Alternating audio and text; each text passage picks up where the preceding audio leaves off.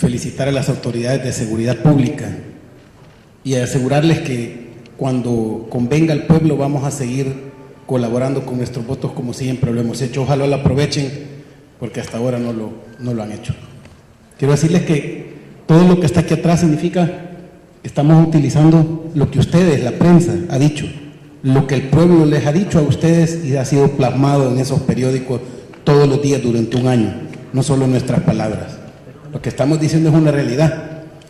Y en la quinta promesa, en la página 54 del plan quinquenal de 4 años que presentó el gobierno, dice: reducir de manera significativa y progresiva los niveles de violencia y criminalidad en todo el territorio nacional.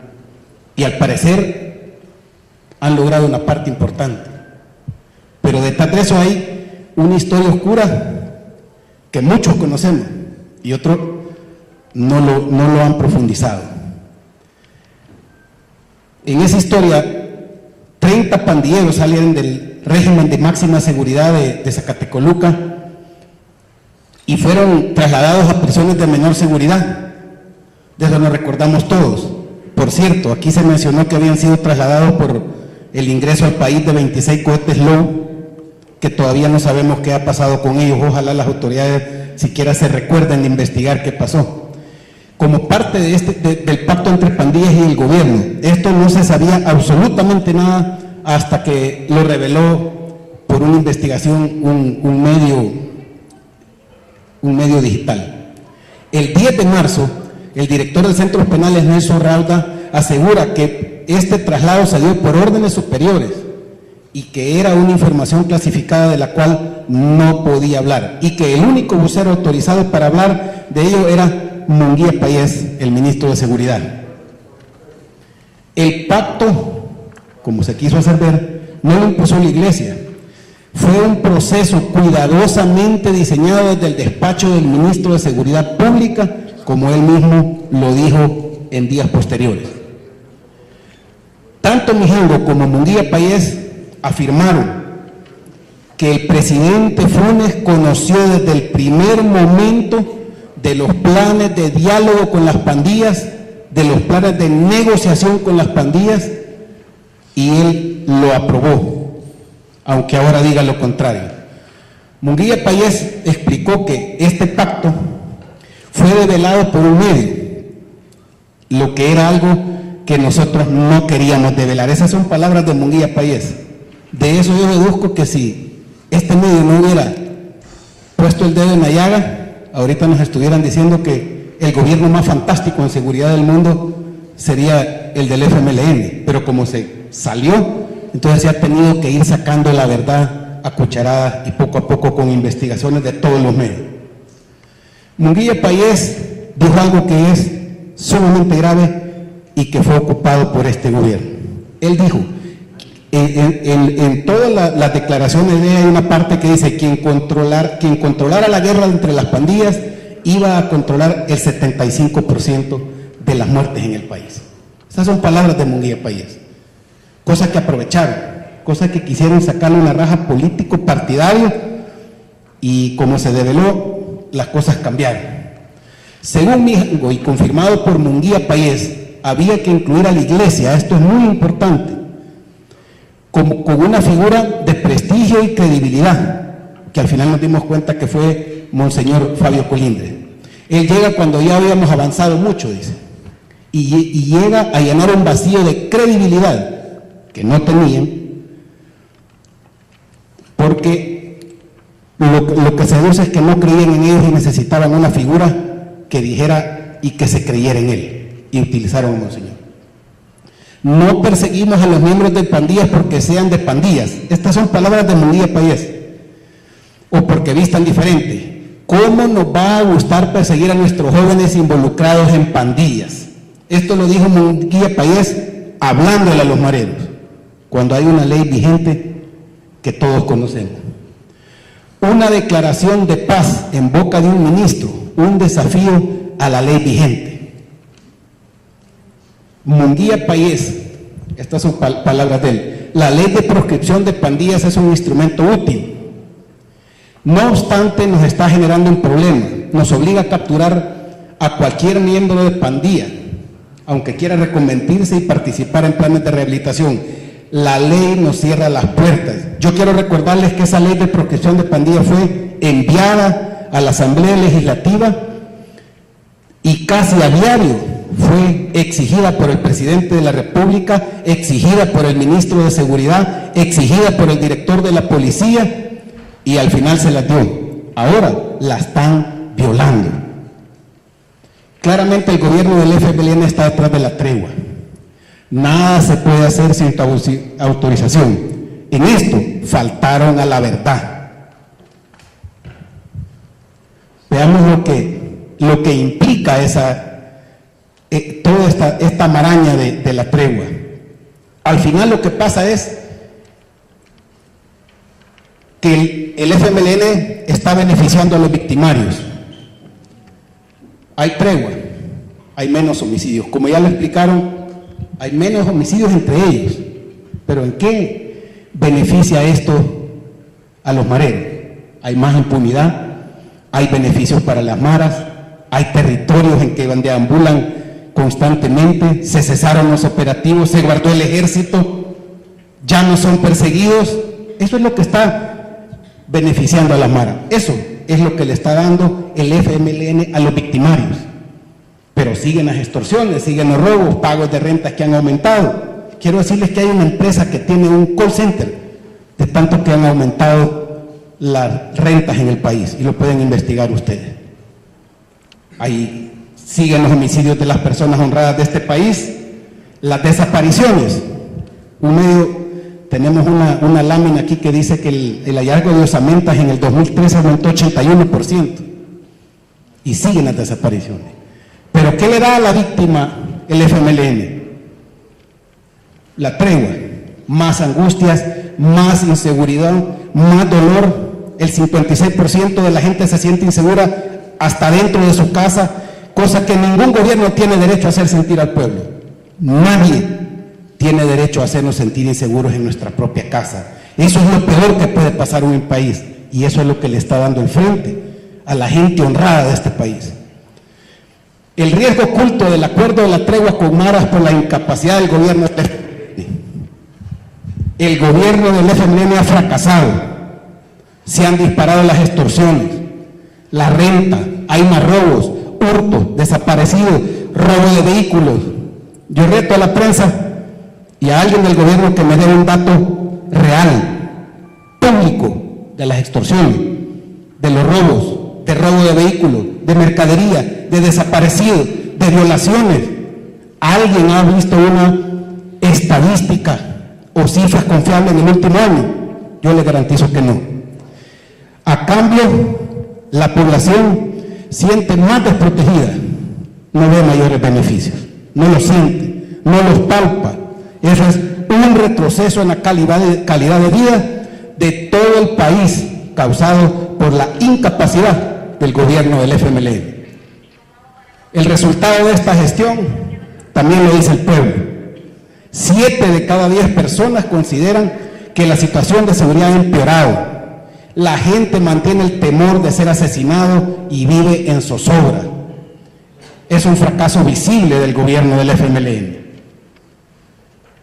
Hay algo que, si hacemos memoria, a mí me impactó. Lo tengo grabado si se los pusiera, pero lo tengo en otro teléfono. Cuando Funes fue nominado el 11 de noviembre de 2007 en el Estadio Flor Blanca, dijo estas palabras: para nosotros, los y las salvadoreñas, solo cuando nuestros hijos puedan vivir con seguridad, solo cuando podamos salir de nuestros trabajos o regresar a ellos sin el temor de ser asesinados, solo cuando dejemos de vivir en zozobra diaria que algo nos puede ocurrir, entonces podemos hablar que las políticas de combate a la delincuencia están dando resultados. Mientras eso no ocurra, el fracaso es visible y la necesidad del cambio se acrecienta cada vez más. Esto lo dijo el presidente Funes. Pasados 4 años de gobierno del FMLN, la institucionalidad se ha debilitado como nunca. Ha aumentado la criminalidad, la delincuencia sobrepasó desde hace tiempo la capacidad del Estado. El fracaso del gobierno del FMLN es visible y la necesidad del cambio, esta vez para mejorar, se acrecienta cada vez más. Nosotros, muchas gracias. Una fracción política responsable y como un partido responsable no quisiéramos hacer valoraciones a priori de nombramientos. Más bien, nuestras evaluaciones son en base a resultados obtenidos. Lo que sí es un hecho que las políticas públicas de seguridad han sido un total fracaso. Estos nuevos funcionarios llegan con un enorme reto para darle o cambiarle la visión de la política de seguridad pública a proteger al pueblo salvadoreño. Eso es lo que nosotros les pediríamos. No quisiéramos hacer valoraciones a priori, al contrario, particularmente le hemos llamado a los funcionarios para ponernos a las órdenes como fracción política para que en materia de seguridad, si podemos colaborar, con gusto les vamos a colaborar. Ricardo González, TCS Noticias. Buenos días, una pregunta. ¿Ustedes no ven una diferencia entre la gestión de Manuel Melgar y después de Munguía Payés? ¿Cuál de las dos se ha diferenciado por alguna u otra cuestión? Uno, y dos, también aquí mencionan que en el 2012, 2008, personas, gente inocente fue asesinada y solo 368 que pertenecen a maras. El gobierno ha dicho que también son las personas que mueren están de alguna u otra forma vinculadas a los delitos o a grupos delictivos. ¿Cómo hicieron para encontrar este dato y si realmente esta gente no estaba vinculada?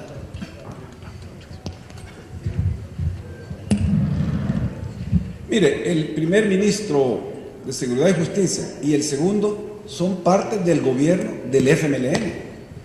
Y el gobierno está con la obligación ética, moral y política de tener un plan nacional de seguridad y una política pública de seguridad más allá de la persona que esté en el ministerio. Estos datos que nosotros estamos presentando aquí, si usted pudo ver en las diapositivas, tienen como fuente o los periódicos digitales, los impresos, o el mismo Estado a través de sus páginas. Pero uno de los grandes problemas que tenemos es que como este gobierno no ha tenido la mínima transparencia, como ya se demostró, entonces los datos siempre van a ser motivo de una discusión seria, comprometida con las víctimas. Por lo tanto, nosotros creemos que el responsable es el gobierno del FMLN. Yo quiero decirles que los datos que ustedes vieron ahí es una extrapolación de datos, de los únicos datos que ha dado el gobierno. Las autoridades de seguridad pública, un ministro dijo 56% eran miembros de maras, otro dijo 60%, y hemos tratado de hacer una extrapolación no poniendo lo que dijo el presidente de la República, sino que bajándole un poquito al número de mareros. El presidente dijo que no solo los pandilleros son responsables del 90% de los homicidios, dice, sino que un 90% de los asesinados son miembros de pandillas. Ellos son los que han dejado de morir y al mismo tiempo han seguido matando más honrados.